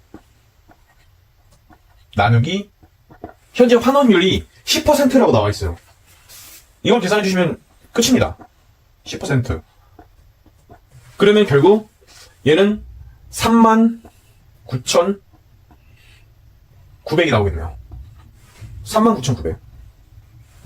그래서 지금 보기에 보시면 정답 4번이 바로 3억 9,900 이렇게 나와 있는데 보기 4번 고르시면 돼요. 간단하죠. 가유순 딱 여기까지만 구하신 다음에 그냥 환원율로 나눠주시면 끝납니다. 수익환원법은 이렇게 푸는 거예요. 굉장히 간단하죠. 네, 두 번째 문제 바로 들어갈게요. 가능 총소득은 현재 5천만 원이라고 나와 있어요. 5천 적으시고 공시의 10%이기 때문에 빼기 5천에 10%를 하셔야 하는데 그럴 필요가 없죠. 왜냐면 여기다가 90%를 곱하면 되니까. 그래서 5천에 90%를 곱하시면 4,500이 나옵니다. 이게 유효 총소득. 그 다음에 영업 경비가 가능 총소득의 20%라고 나와 있어요. 그래서 5천만 원에 20%를 곱하신 걸 빼야 합니다. 5천에 20%를 곱한 걸 빼시면은 5천에 20%는 1000이 되기 때문에 1,000. 4,500 빼기 1,000은 3,500이 됩니다. 이렇게 해서 순영업소득이 나오는데 눈치가 있으신 분들은 지금 가능 총소득에서 곧바로 곱하기 70%만 하셔도 순영업소득이 나올 수가 있어요. 왜냐면 결론적으로 얘기하면 가능 총소득의 30%를 뺀 나머지가 순영업소득이 된다고 문제에서 나와 있기 때문에. 그래서 바로 5천에 70%를 곱하셔도 되고 그게 아니라면 일일이 그냥 하셔도 됩니다. 이건 여러분들의 선택이요. 편한 걸 하시면 됩니다. 근데 문제는 이게 중요한 게 아니라 이 3,500에서 환원율을 하셔야 하는데 환원율이 지금 주어져 있지 않습니다. 그래서 저희는 환원율을 일단 네모라고 하고 그래서 나중에 환원율을 하시면은 5억이 나옵니다. 5억을 5만이라고 표현할게요. 이제 왜 이렇게 바꾼지 여러분들 다 눈치채시죠? 그럼 이때 환원율을 어떻게 구하느냐? 아주 간단합니다. 이 5만이랑 환원율의 위치를 바꾸시면 됩니다. 다시 해보면 3,500 나누기 5만을 하시면 바로 환원율이 나온다는 겁니다. 이렇게 위치만 바꿔주시면 됩니다. 수학을 할 줄 아시는 분들은 제가 그거에 맞게끔 설명드릴 수 있지만 수학을 못 하시는 분들은 많기 때문에 그냥 그분들을 제가 배려해서 그냥 아주 쉬운 방안을 내놨습니다. 그냥 위치만 바꾸시면 됩니다. 그럼 바로 환원율을 구할 수 있습니다. 그래서 3,500 나누기 5만을 하시면 7%가 나옵니다. 그래서 보기 1번을 고르시면 되고요. 이렇게 손쉽게 풀 수 있습니다. 자, 굉장히 풀만하죠? 지금 푸는 순서도 첫 번째 문제랑 굉장히 똑같이 풀었고, 다만 첫 번째 문제랑 다르게 환원율이 주어져 있지 않아서 이제 그거를 구하는 과정이 필요했고요. 그래서 환원율과 그 전체적인 부동산 가치의 이제 위치만 바꿔주시면은 바로 원하는 값을 구할 수 있다. 이렇게 아시면 될 것 같아요. 네, 문제 들어가기 앞서 변화율 계산 문제 관련된 공식 3가지를 먼저 소개시켜 드리도록 할게요. 가격 탄력성, 소득 탄력성, 교차 탄력성, 이 3가지가 있어요. 공통적으로 탄력성이라는 단어가 등장하는데 이 탄력성의 의미는 바로 양의 변화를 의미해요. 그렇기 때문에 변화율 계산 문제는 항상 수요량의 전체 변화율을 묻는 문제가 많이 나와요. 꼭 기억하세요. 탄력성은 양의 변화를 묻고 있다. 그렇기 때문에 가격 탄력성부터 보시면 가격의 변화에 대한 수요량의 변화를 묻고 있고, 소득 탄력성 또한 소득의 변화에 대한 수요량의 변화를 묻고 있으며, 마지막으로 이 교차 탄력성에서는 다변제와의 가격 변화에 대한 해당 재와 수요량의 변화를 묻고 있어요. 제가 한번 예를 들어볼게요. 가격 탄력성부터 보시면 아파트의 가격이 만약에 증가한다고 가정해봅시다. 그러면 사람들은 아파트를 잘 구매하지 않을 겁니다. 왜냐면 아파트가 너무 비싸졌기 때문에 살 엄두가 안 나는 거죠. 그래서 아파트 수요는 점점 줄어들게 되겠죠. 요즘 부동산 시세랑 굉장히 비슷하다고 볼 수 있죠. 요즘에 아파트 가격이 굉장히 많이 오르고 있고, 그로 인해서 수요량이 굉장히 줄고 있으니까. 근데 밑에를 보시면, 소득 탄력성 보시면, 우리가 만약에 돈을 많이 벌었다고 칩시다. 그러면 우리가 돈이 많아졌기 때문에 그만큼 비싼 아파트를 살 여력이 되는 겁니다. 그래서 아파트에 대한 수요가 늘어나게 되는 거죠. 소득이 증가할수록 아파트에 대한 수요가 늘어나게 된다. 이런 걸 의미하고요. 마지막 교차 탄력성은 빌라, 주택, 오피스텔 이런 부동산들의 가격이 오른다고 칩시다. 빌라, 주택, 오피스텔의 가격이 오르게 된다면 우리는 상대적으로 아파트에 대한 수요가 늘어나게 될 거예요. 왜냐하면 이게 부동산 흐름이 참 신기한 게 부동산들이 여러 개가 있지 않습니까? 그렇다면 그 부동산들이 모두가 다 같이 가격이 오르고 모두가 다 같이 떨어지는 게 아니라 이 부동산 흐름이 어떠한 부동산은 가격이 오르는 반면에 어떠한 부동산은 가격이 떨어지고 그렇게 되는 경우가 많습니다. 실제 상황에서는. 그래서 만약에 주택이라든가 오피스텔, 빌라 이런 부동산들이 가격이 오르게 된다면 상대적으로 아파트의 가격이 이제 줄어들게 되는 거죠. 그래서 아파트에 대한 수요가 오히려 증가하게 되는 그런 현상을 볼 수 있습니다. 이렇게 우리가 가격 탄력성, 소득 탄력성, 교차 탄력성을 각각 제가 실제 이제 사례에 빗대서 설명을 드렸는데요. 근데 이제 부동산학교 계산 문제에서는 항상 이 가격의 변화, 소득의 변화, 그리고 다른 지역의 가격 변화는 항상 증가한다는 걸 전제로 합니다. 그 이유는 만약에 이 가격들이 감소한다는 문제가 나오면 굉장히 복잡하고 어려워지기 때문에 출제자들이 절대로 그렇게 되지 않습니다. 그래서 무조건 이 가격, 소득, 그리고 다른 지역의 가격은 항상 증가한다는 걸로 나온다는 점 잊지 마세요. 그렇게 아신 다음에 바로 실제 문제를 풀어보도록 할게요. 공식을 바로 밑에 띄워놨으니까 공식을 보시면서 그대로 숫자를 대입해 보시면 됩니다. 자, 가격 탄력성 0.9, 소득 탄력성 0.5, 교차 탄력성은 주어져 있지 않죠. 그 다음에 가격의 변화율은 보시면은 2% 상승, 2 상승 이렇게 해놓으시고, 그 다음에 소득이 4% 상승이라고 나와있죠. 이렇게 적으시고, 문제에서는 수요량 전체의 변화율을 묻고 있어요. 그 말인즉슨 각각의 수요량의 변화율을 더해주면 우리가 원하는 값을 구할 수 있단 말이죠. 얘네를 더했을 때 얘네를 구하는 방법은 간단합니다. 각각의 탄력성들과 밑에 있는 가격의 변화율과 소득의 변화율을 곱해주시면 됩니다. 이렇게 곱해주시면 각각의 수요량의 변화율이 나오는 거죠. 그래서 해보시면 우선은 0.9 곱하기 2는 1.8이 나올 것이고, 그 다음에 0.5 곱하기 4는 2가 나와서 이렇게 더해주면 답이 3.8 나와서 끝나는 거 아니야 이렇게 생각하실 수 있습니다. 이렇게 3.8 찍으시면은 놀랍게도 보기 5번이 있는데 틀린 문제가 됩니다. 다시 틀린 정답이 되는 거예요. 이건 아니에요. 왜 그러냐면 제가 처음에 설명드렸다시피 가격 탄력성에서는 무조건 가격이 증가하게 되면 수요가 줄어듭니다. 왜냐면 아까 얘기했다시피 가격이 증가하면 아파트 가격이 증가해서 사람들이 아파트를 잘 안 사니까 오히려 수요가 줄어든다는 의미거든요. 그렇기 때문에 항상 이제 두 번째 문제에서 보여드리겠지만 가격 탄력성, 소득 탄력성, 교차 탄력성에서 유일하게 이 가격 탄력성일 때의 수요량의 변화율만 감소하는 방향으로 됩니다. 감소하는 방향으로. 그렇기 때문에 얘네들을 곱하신 다음에 1.8을 적으시고 바로 감소 이렇게 표시하셔도 되고 또는 마이너스 음수라고 표시하셔도 됩니다. 여러분들 편하시는 걸로 하시면 됩니다. 이렇게 하신 다음에 더하기 2를 하시면 돼요. 2. 여기서 2는 증가를 의미하죠. 증가. 이 1.8 감소는 다른 말로는 마이너스 1.8로 보셔도 되고요. 이렇게. 이게 핵심이에요. 이 변화율 계산 문제는 가격 탄력성 수요량의 변화율을 구할 수 있느냐 없느냐가 관건이에요. 그래서 이렇게 둘이 더해주시면은 3.8이 아니라 0.2가 나오게 됩니다. 이때 0.2는 증가한다고 볼 수 있겠죠. 1.8 감소 더하기 2 증가는 0.2 증가가 된다는 거예요. 즉 마이너스 1.8 더하기 2는 0.2가 된다는 소리죠. 그래서 보기 1번이 바로 정답이 되는 거죠. 굉장히 제가 아까 공식대로 적어드린 대로 이제 숫자 그대로 대입을 했죠. 다만 주의할 점 딱 이거 하나. 가격 탄력성에서 수요량의 변화를 구할 때만 나머지는 다 이제 증가하는 방향, 즉 양수로 나오는데 유일하게 가격 탄력성 수요량의 변화율만 음수, 즉 감소하는 방향이 나온다. 왜 이렇게 나온지는 제가 2번이나 원리를 설명드렸습니다. 네, 이렇게 바로 푸시고 두 번째 문제로 넘어가시죠. 네, 두 번째 문제 바로 들어갈게요. 밑에 공식을 띄워놨으니까 보시면서 여러분들이 차분하게 숫자를 대입해 보시면 됩니다. 가격 탄력성은 0.6, 소득 탄력성은 0.4. 이번에는 교차 탄력성이 나와 있네요. 교차 탄력성이 0.2.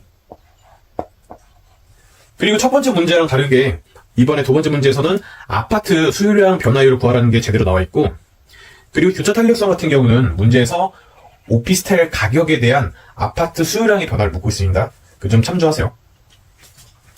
그래서 또 문제를 보시면 각각 가격이나 소득의 변화율이 3% 증가로 모두 같다라고 표현되어 있습니다. 그래서 이렇게 적으셔야 합니다.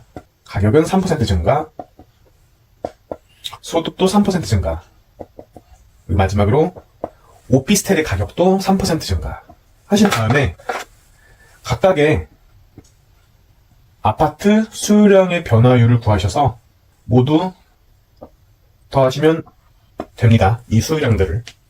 문제에서 묻고 있는 게 바로 그거니까. 수요량의 변화율 구한 공식은 제가 첫 번째 문제에서 알려드렸죠. 바로 이 탄력성에다가 가격의 변화율을 곱하고, 여기서도 소득의 탄력성에서 소득의 변화율을 곱하고, 교차 탄력성에서도 마찬가지로 탄력성과 가격의 변화율을 곱하시면 이 수요량의 변화율들이 각각 나옵니다. 참고로 이건 나누기라는 의미인데, 원래 탄력성 문제는 수요량의 변화율을 가격의 변화율이나 소득의 변화율로 나눠주는 걸 의미해요. 근데 지금은 나눠준다는 의미가 크게 의미가 없기 때문에 굳이 제가 자세하게 설명드리지 않고 있어요. 그냥 이렇게만 하시면 됩니다. 따라서 계산을 해보시면 가격 탄력성에서 수요량의 변화율은 0.6 곱하기 3은 1.8이 됩니다. 그런데 가격 탄력성에서는 수요량이 무조건 감소하는 걸로 우리가 배웠습니다. 왜냐하면 아파트의 가격이 오르게 되면 아파트의 수요량은 그만큼 감소하게 되기 때문에, 따라서 이렇게 감소한다라고 표현하시거나 또는 마이너스 1.8 이렇게 표현하셔야 합니다. 두 번째, 소득 탄력성에서는 0.4 곱하기 3을 하시면 1.2 증가가 바로 수요량의 변화가 나옵니다. 소득 탄력성에서의 수요량의 변화는 1.2 증가.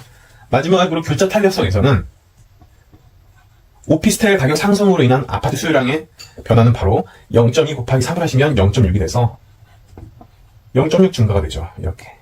지금 보시면은 1.2랑 0.6을 더하면 1.8이 됩니다. 1.8 증가가 되는데 1.8 감소랑 1.8 증가를 더하면 놀랍게도 답이 0이 나옵니다.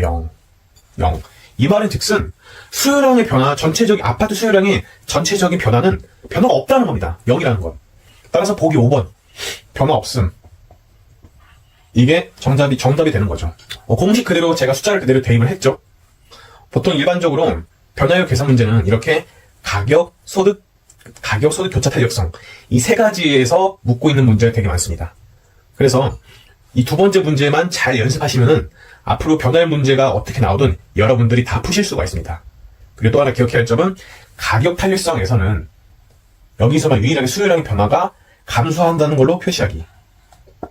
그 이유는 아파트 가격이 오르게 되면 그만큼 수요량은 감소하니까. 그 논리 때문에. 그래서 여기선 감소한다는 거 잊지 마세요. 비할인법을 잘하기 위해선 먼저 운영 수입을 잘 아셔야 합니다. 이 운영 수입은 제가 14강에서 그때 현금 흐름 계산 문제 풀이할 때 운영 수입과 매각 수입으로 제가 구분을 하였고요. 그 중에 운영 수입은 부동산 임대와 관련된 내용이다라고 말씀드렸습니다. 참고하시길 바라고요. 운영 수입은 우리가 기억해야 할 게 바로 가유순전후, 그 다음에 공경 원형을 기억하셔야 합니다. 이걸 기억하셔야 비할인법에서 계산 문제를 푸실 수 있어요. 그래서 가는 총소득, 유는 유유총소득, 순 영업소득, 그리고 저는 세전현금수지, 후는 세후현금수지 이렇게 순서대로 돼 있고, 가능 총소득에서 공시를 빼셔야 유유총소득이 나오고, 유효에서 경비를 빼셔야 순영업소득이 나오며, 여기서 원리금, 즉 은행으로부터 대출받은 금액을 빼셔야 세전현금수지가 나오고, 마지막으로 세전현금수지에서 영업소득세까지 빼셔야 세후현금수지가 나옵니다. 이렇게 이 순서를 지금 한번 다시 한번 익히도록 하시고요. 바로 비할인법 계산 문제 들어갈게요. 네, 다음으로 수익률과 순수의 개념부터 먼저 설명드리도록 할게요. 수익률은 수익 금액을 투자 금액으로 나눈 값이고, 순수는 반대로 투자 금액을 수익 금액으로 나눈 값을 의미해요. 그러니까 수익률과 순수는 서로 간의 역수, 즉 반대의 개념을 의미하죠. 이때 수익률 같은 경우는 수익률이 투자 금액에 비해 몇 %인가 퍼센트를 묻고 있고, 순수는 투자 금액이 수익 금액의 몇 배인가를 묻고 있어요. 몇 배. 근데 이제 비할인법에서는 무조건 수익 금액이 투자 금액보다 작거든요. 그 이유가 비할인법에서는 미래 가치를 전혀 인정하지 않기 때문에 그래요. 예를 들면 2025년에 1억을 투자해서 부동산을 샀을 때 5년 후에 만약 그 부동산이 5억이라는 가치가 발생한다면 이 비할인법에서는 그 5년 동안 발생한 그 5억의 가치를 인정해주지 않아요. 왜냐면 5년 동안 그 금액을 5억을 회수할 수 없기 때문에 그 회수할 수 없는 금액을 굉장히 비효율적으로 보는 거죠. 따라서 비할인법에서 인정받기 위해서는 2025년에 1억을 투자했다면 그 기간 동안 발생한 수익만을 인정을 해요. 그렇기 때문에 무조건 수익은 투자 금액보다 적을 수밖에 없다는 점 꼭 기억하시길 바라요. 이렇게 수익률과 순수의 개념을 잡으시고 밑에를 보시면 제가 방금 전에 이제 가유순전후 여러분들에게 소개 다시 한번 드렸죠. 그래서 말 그대로 가능 총소득을 제외한 나머지가 등장하는데 유, 순, 전, 후 이런 식으로, 순수에서도 마찬가지로 유, 순, 전, 후 이런 식으로 등장을 합니다. 근데 여러분들이 주의를 하셔야 할 게 유효총소득과 순소득률에서는 총투자 금액을 이용하고, 반대로 밑에 있는 세전과 세후에서는 지분 투자 금액을 이용합니다.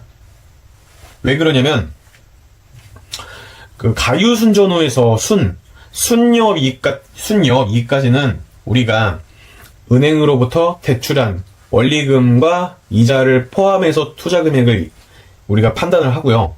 밑에 있는 세전과 세후에서는 그 원리금을 공제한 나머지 금액, 즉 자기의 순수의 지분으로 투자를 하기 때문에 그래서 지분 투자 금액 이용합니다.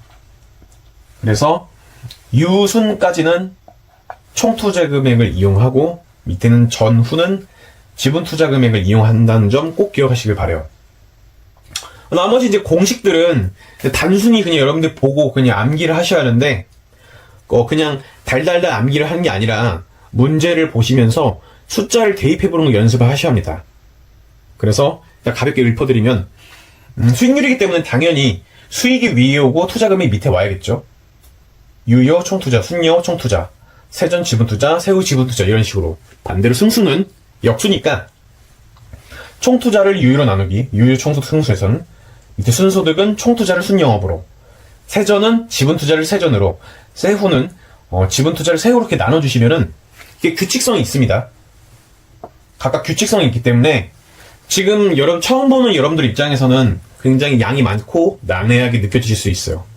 그러나 제가 처음에 말씀드린 가유순전후부터 먼저 잘 파악을 하신 다음에 그 다음에 이 공식들을 차례대로 보시면은 얘네가 가유순전, 가능총소득을 제외한 유순전후 이렇게 수익률과 승수의 공식들이 있으며 이렇게 유수는 각각 총투자 금액을 이용하고 왜냐면 원리금을 공제하지 않았으니까 즉 은행으로부터 대출한 금액도 이용해서 투자를 하니까 반대로 밑에 있는 세전과 세후는 은행으로부터 대출한 금액을 공제하고 나서 본인의 순수한 지분으로만 투자를 하기 때문에 지분 투자 금액을 이용한다는 점. 이 점만 기억하시면 여러분들이 문제 푸실 때 헷갈릴 게 전혀 없습니다.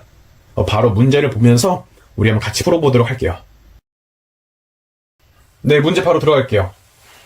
문제에선 순소득, 승수만 구하라고 나와 있는데 오늘 저희는 수익률이랑 승수 전부 다 구해보도록 할게요.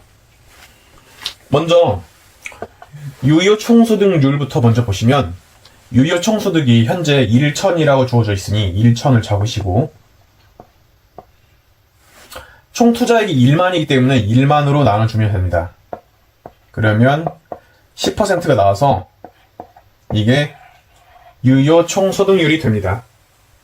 두 번째, 순소득률을 구하셔야 하는데 순소득률은 순영업소득을 총투자액으로 나눠주셔야 합니다. 근데 주어져 있지 않으니까 유효 총소득인 1천에서 역경비 500을 빼시면 이게 순영업소득이 나오고요. 이 부분을 총투자액으로 나눠주시면 되고요. 500이 나오겠네요. 순영업소득은.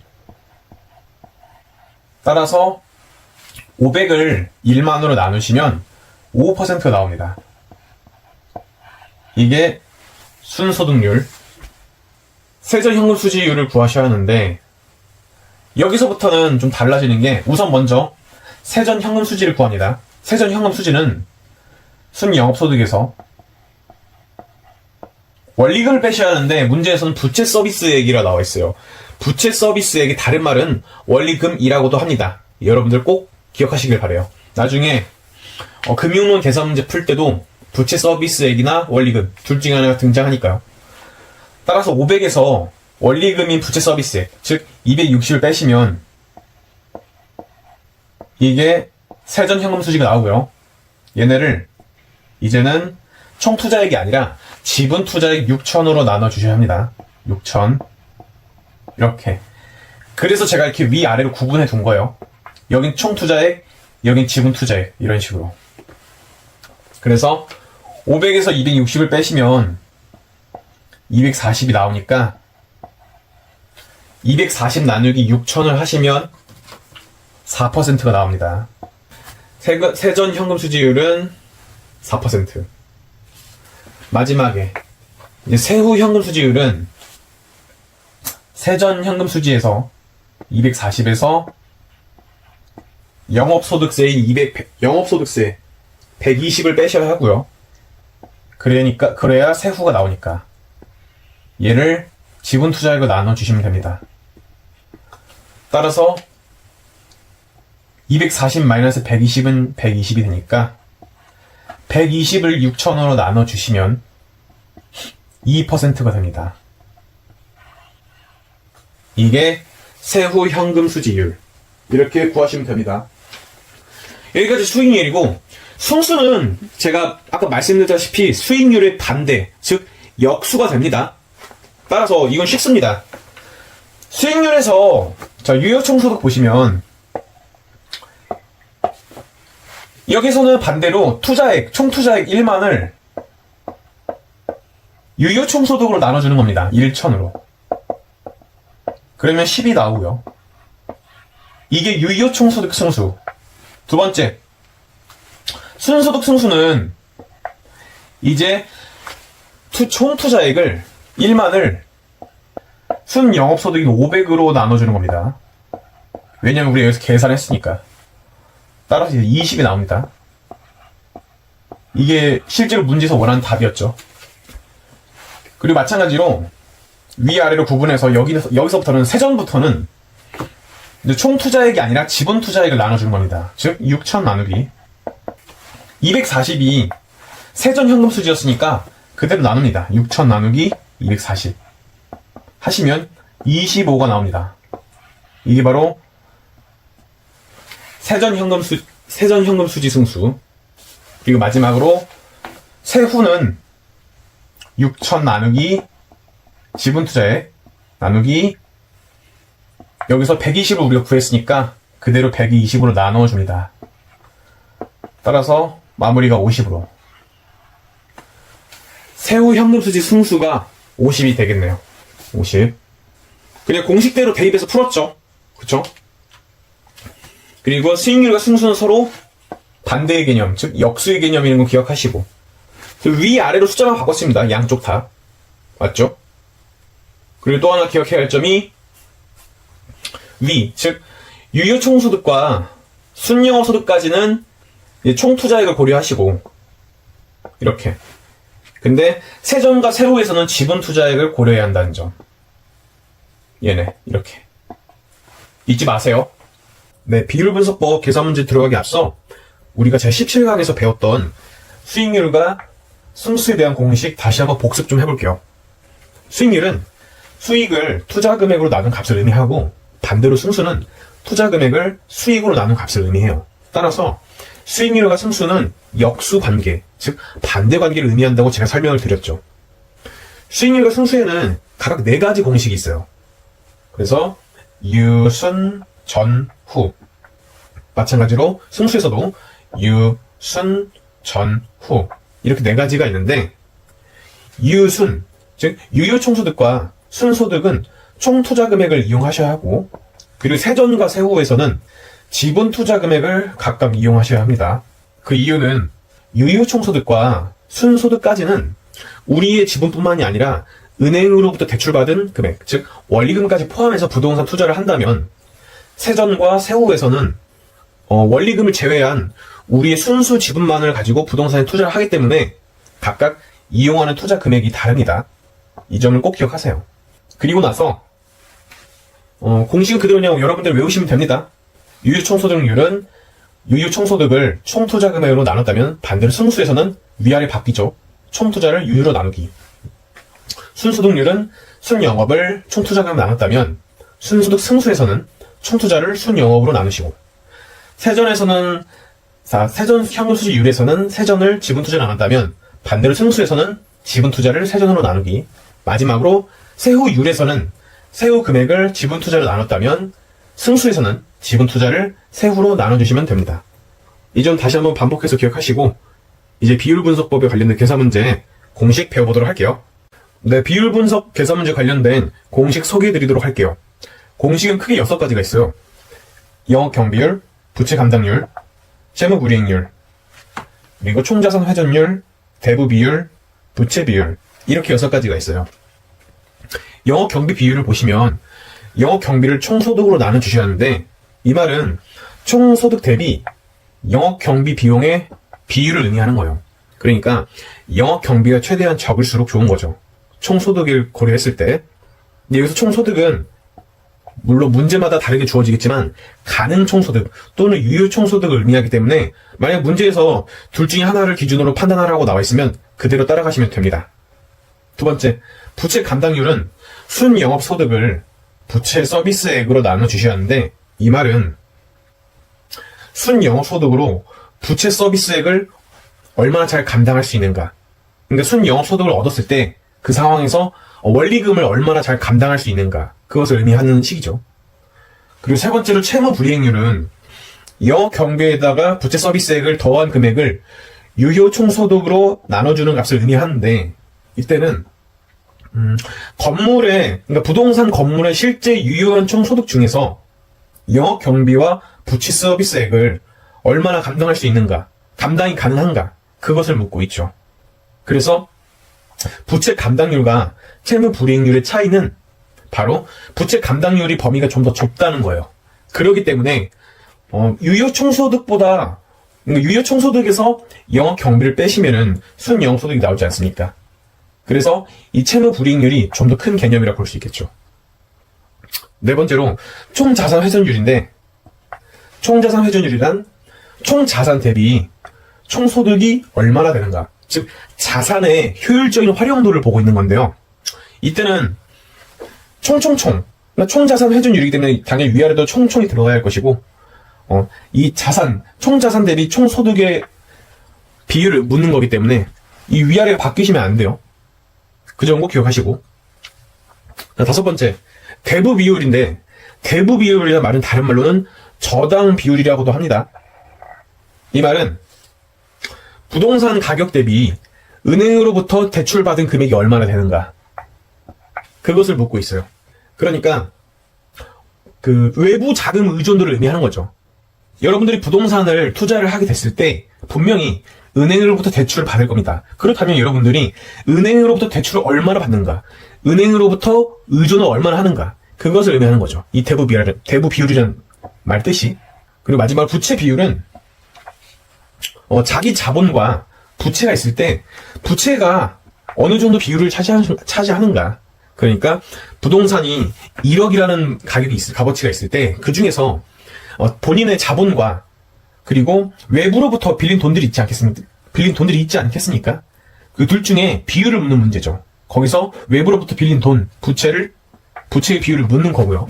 이렇게 비율 분석법엔 총 6가지의 공식들이 있는데, 이 공식들은 달달달 암기하는 게 아니라 바로 문제를 공식을 바로 옆에다 두고 계산 문제를 보시면서 여기서도 차분하게 숫자를 대입하시는 연습을 하셔야 합니다. 최대한 각각 말들의 의미를 조금씩 이해를 하면서 문제를 푸시는 게 도움이 돼요. 무작정 숫자를 대입하시는 것보다 천천히, 이게 무슨 말이었지? 이게 무슨 말이었지? 이게 무슨 말이었지? 이런 식으로 그렇게 생각하시면서 문제를 푸시면은 수월하게 좀 푸실 수 있을 거예요. 네, 첫 번째 문제 들어갈게요.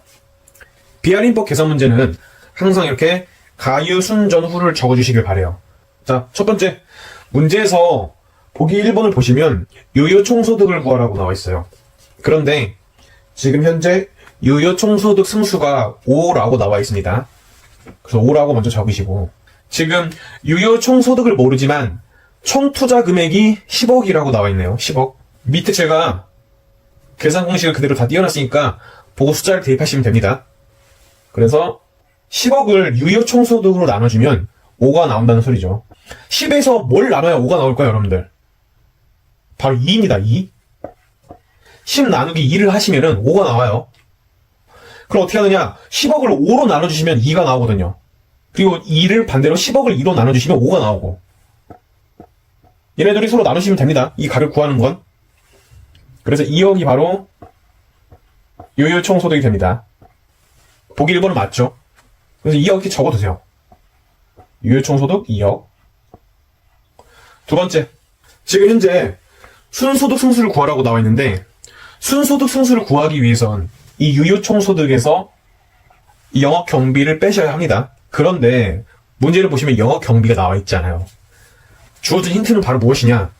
지금 현재 세전 현금 수지가 6천만 원이라고 나와 있네요. 6천이라고 나와 있고, 부채 서비스액이 4천만 원이라고 나와 있어요. 그 말은 순영업소득에서 마이너스 4천을 하면 6천만 원이 나온다는 얘기죠. 그렇기 때문에 반대로 6천만 원에서 4천만 원을 더해주시면 순영업소득이 나오게 될 겁니다. 따라서 6 더하기 4는 10이니까 그래서 6천에서 4천 더하면 1억이 나오겠죠. 순영업소득은 1억. 따라서 순소득 승수는 총 투자액 10억을 1억으로 나눠주시면 10이 나옵니다. 이게 순소득 승수고 맞는 보기가 되겠죠. 세 번째, 세전 현금 수지 승수를 구하라고 나와 있는데 간단합니다. 보시면은 지금 지분 투자액이 6억이라고 나와 있어요. 6억. 이 6억을 세전 현금 수지로 나눠주시면 됩니다. 지금 현재 세전이 6천이라고 나와 있기 때문에 6억을 6천으로 나눠주시면 10이 나옵니다. 6억을 6만이라고 우리가 정했을 때 6만 나누기 6천 하시면 10이 나오죠. 그래서 보기 3번도 맞는 지문. 4번을 보시면, 보기 4번을 보시면 자본 환원율을 구하라고 나와 있습니다. 자본 환원율은 또 다른 말로는 종합 환원율을 의미하며, 이 종합 환원율 또는 자본 환원율은 다른 말로는 순소득률이라고 합니다. 순소득률. 이거는 왜 그런지 파악하시기보다 암기사항입니다. 순소득률은 다른 말로는 자본 환원율 또는 종합 환원율이라고 하는데, 자세하게 이유를 아실 필요 없습니다. 그냥 여러분들 이 부분을 외워주시면 될 것 같아요. 사실 보기 4번은 결국 순소득률을 구하라는 문제이기 때문에, 순소득률은 순영업소득 1억에다가 총투자 금액인 10억으로 나눠주십니다. 그러면 1 나누기 10은 0.1이 돼서, 이 0.1 다른 말은 10%라고도 합니다. 1 나누기 10은 10%예요. 근데 8%라고 나와 있기 때문에 이 보기 4번이 틀렸습니다. 정답은 보기 4번이 될 것이고, 마저 풀어보시면 보기 5번을 보시면, 자, 부채 감당률이라고 나와 있는데, 부채 감당률은 순영업소득을 부채 서비스액으로 나눠주셔야 합니다. 따라서 순영업소득이 현재 1억이고 1억 나누기 부채 서비스액을 우리가 4천만 원이라고 지금 보기에 주어져 있기 때문에, 문제에 주어져 있기 때문에 4천만 원이라고 1억 나누기 4천 이걸 해주시면 1억을 만이라고 했을 때 만 나누기 4천을 하시면 2.5가 나와서 보기 5번도 맞는 지문이 되는 거죠. 이렇게 공식이 주어진 대로 순서대로 숫자를 그저 대입했을 뿐이에요. 이렇게 푸셔야 합니다. 비할인법 계산 문제는 이런 식의 문제가 많이 나와요. 연습을 많이 하시라고. 근데 이제 주의하셔야 할 점은 방금 전에 자본 환원율 또는 종합 환원율이라는 말을 우리가 처음 들었는데, 이 부분에서. 근데 그게 바로 순소득률이라는 걸 기억을 하셔야 합니다. 문제를 자주 보시면은 자연스럽게 기억하실 거예요. 두 번째 문제에서도 똑같은 풀이법 보여드릴게요. 네, 두 번째 문제 바로 들어갈게요. 세 가지를 묻고 있죠. 첫째, 순소득 승수. 두 번째, 채무불이익률. 마지막으로 세후 현금 수지 승수를 묻고 있어요. 자, 유효 총소득 승수가 6이라고 나와 있어요. 그리고 총 투자액이 15억이라고 나와 있지만 뒤에는 억 단위 뺄게요. 그냥 15 이렇게 두시면 되는데, 이게 지금 유효 총소득이지 않습니까? 이 값은 15에서 바로 6을 나눠주시면 나오기도 합니다. 첫 번째 문제에서 제가 보여드렸죠. 그래서 15 나누기 6을 하시면 2.5가 나옵니다. 유효 총소득 2.5. 두 번째는 이제 순영업소득을 구하셔야 하는데, 여경비가 현재 유효 총소득의 40%라고 나와 있어요. 그래서 빼기 2.5에 40%를 하시면, 이걸 계산하시면 1이 나옵니다. 1. 그래서 2.5에서 2를 빼시면 1.5가 나오게 되는데, 이 1.5가 순영업소득이 되겠죠.